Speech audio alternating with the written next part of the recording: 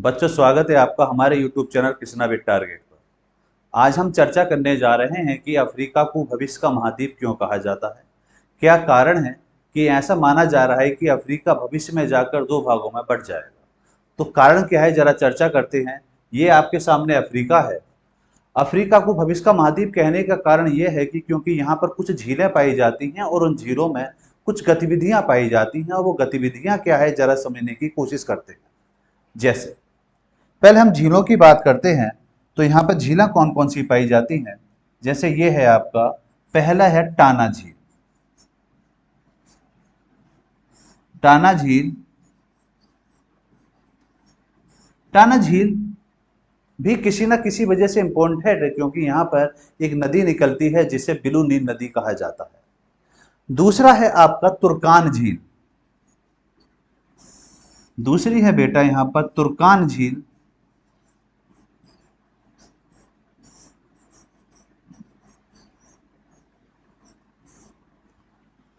तीसरे नंबर पर यहां पर एक झील पाई जाती है जो अफ्रीका की सबसे मुख्य झील है, जिसे हम कहते हैं विक्टोरिया झील।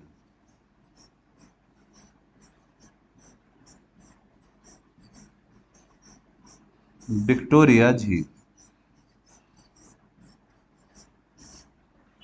तो मुख्य रूप से अभी हमने चर्चा करी तीन झीलों की, या ये कहें कि पूर्व में अफ्रीका के तीन झीलें पाई जाती हैं। वो झीलें कौन कौन सी होगी? टाना झील, तुर्कान झील, विक्टोरिया झील। इसके बाद यहां पर एक झील और पाई जाती है जिसे हम बोलते हैं कीवू झील।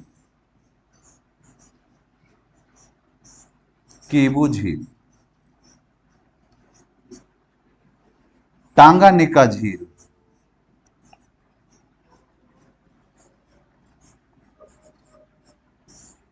टांगानिका झील। झीलें मेरे साथ साथ याद करते चलेंगे, क्योंकि मैं आपको साथ साथ ये भी बताता चल रहा हूं कि अफ्रीका में कितनी झीलें पाई जा रही हैं। मैं आपको ये बात भी बता रहा हूं कि अफ्रीका को भविष्य का महाद्वीप क्यों कहा जाता है। तो दो चीजों को एक साथ लेकर चल रहे हैं ताकि आपको दोनों कॉन्सेप्ट एक साथ क्लियर हो जाए। तो बेटा फिर से चर्चा करेंगे हम। टाना झील, टाना झील के बाद आ रही है आपकी तुर्कान झील, तुर्कान के बाद आ रही है विक्टोरिया झील, टांगानिका झील, कीवू झील। इसके बाद आती है यहां पर एक एडवर्ड झील। एडवर्ड झील। तीसरी है हमारी एल्वर्ड झील।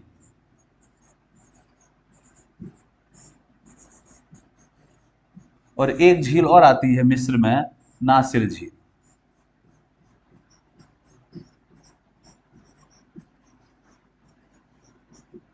तो हम जो चर्चा करने जा रहे थे कि अफ्रीका को भविष्य का महाद्वीप क्यों कहा जाता है, अब उस पॉइंट पर आते हैं। क्योंकि अभी हमने चर्चा करी है सिर्फ झीलों की। आपने एक बात और नोट करी कि आपको यह भी पता चल गया होगा कि अफ्रीका में झीलें कहां कहां पाई जाती हैं। अगर उनसे आपसे क्रम लगाने के लिए दे देता है एग्जामिनर, तो मैं मानता हूं बेटा आप लोग एग्जामिनर की बात को सही से समझ पाएंगे और सही से एग्जामिनर अपना आंसर दे पाएंगे। अब बात को जरा समझिए। इसको भविष्य का महाद्वीप कहने का कारण जो है वो कारण ये है बेटा कि अगर मैं एक लाइन खींचता हूं कुछ इस तरीके से और एक हिस्सा ये ले लेता हूं, तो ये कुछ एक हिस्सा बनता है जो मुख्य रूप से झीलों से घिरा हुआ है, जिसको हम भ्रंश घाटी कहते हैं। जिसको कहा गया भ्रंश घाटी। तो क्वेश्चन बना कि अफ्रीका में भ्रंश घाटी से कौन कौन सी झीलें आती हैं, भ्रंश घाटी में कौन कौन सी झीलें नहीं आती। तो बेटा आपने एक बात नोट करी होगी कि यहां पर अगर देखा जाए तो मोस्टली सभी झीलें भ्रंश घाटी में आ रही हैं, लेकिन एक झील है जो भ्रंश घाटी में नहीं आती, वो है विक्टोरिया झील। पहली बात। अब भ्रंश घाटी क्यों कहा जा रहा है, इसको क्या कारण है कि मैंने इस जगह का नाम, जो पॉइंट है बीच में ये वाला, मैंने इसको एक नाम दे दिया भ्रंश घाटी। इसको मैंने भ्रंश घाटी क्यों कहा? ये तो प्लेन भाग है, ये भ्रंश घाटी तो है नहीं, ये तो एक प्लेन हिस्सा है। तो इसको भ्रंश घाटी क्यों कह रहा हूं? तो कारण को जरा समझे। होता कुछ ये है बेटा, दूसरे पॉइंट पर हम समझते हैं कि जब दो प्लेटें, मान लेते हैं एक प्लेट ये है और दूसरी प्लेट ये है। जब ये दोनों प्लेटें एक दूसरे के विपरीत चलती हैं तो उनके बीच में एक दरार पड़ जाती है और उस दरार को कहा जाता है भ्रंश घाटी। उसे क्या बोला जाता है? भ्रंश घाटी कहा जाता है।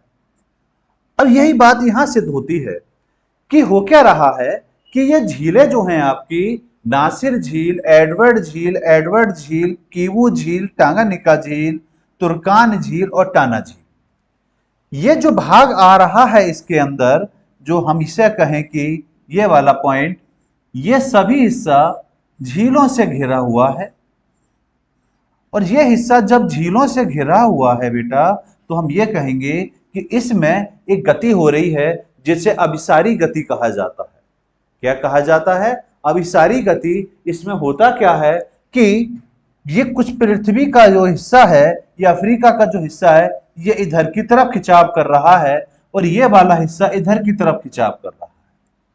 अभी मैंने बताया कि जब दो फोर्स एक दूसरे के विपरीत गति करेंगे, जैसे अभिसारी गति कहा मैंने, तो उसके कारण होगा क्या कि जब ये दोनों एक दूसरे की तरफ जाएंगे तो बीच में एक घाटी बन जाएगी जिससे भ्रंश घाटी कहा जाता है। तो बात ये आपके समझ में आई होगी कि अफ्रीका में ये हिस्सा और ये हिस्सा एक दूसरे के विपरीत जा रहे हैं। जब ये एक दूसरे के विपरीत जा रहे हैं तो ये कंफर्म है कि भविष्य में ऐसा जरूर होगा कि ये वाला जो हिस्सा है, ये वाला हिस्सा, ये एक अलग से महाद्वीप बनेगा और इसे ही हम कहते हैं भविष्य का महाद्वीप। मानता हूं आपको ये बात समझ में आ गई होगी कि अफ्रीका में वो कौन सा हिस्सा है जिसे भविष्य का महाद्वीप कहा जाता है, और भविष्य का महाद्वीप किसे कहा जाएगा? इस हिस्से को कहा जाएगा भविष्य का महाद्वीप। भविष्य का महाद्वीप। और ये भविष्य का महाद्वीप कहां बनेगा? तो ये बनेगा अफ्रीका में। क्यों बनेगा, कैसे बनेगा, ये बात आपके समझ में आ गई होगी। मैं मानता हूं बच्चों ये कॉन्सेप्ट आपके पूर्ण रूप से समझ में आ गया होगा कि अफ्रीका को भविष्य का महाद्वीप क्यों कहा जाता है। ये बात भी आपको क्लियर हो गई होगी कि अफ्रीका में कौन कौन सी झीलें पाई जाती हैं, कहां पाई जाती हैं। दोबारा मैं चर्चा कर देता हूं। टाना झील, तुर्कान झील, विक्टोरिया झील, टांगानिका झील, कीवू झील, एडवर्ड झील और नासिर झील। तो मुख्य ये झीलें हैं अफ्रीका की। अगली वीडियो में हम आएंगे कि अफ्रीका की झीलों को लेकर और क्या क्या क्वेश्चन बन सकते हैं। इसी तरह के रोचक प्रश्न मैं आपके सामने डेली लाऊंगा अपनी वीडियो के साथ। धन्यवाद बच्चों, जल्दी ही मिलते हैं नई वीडियो में।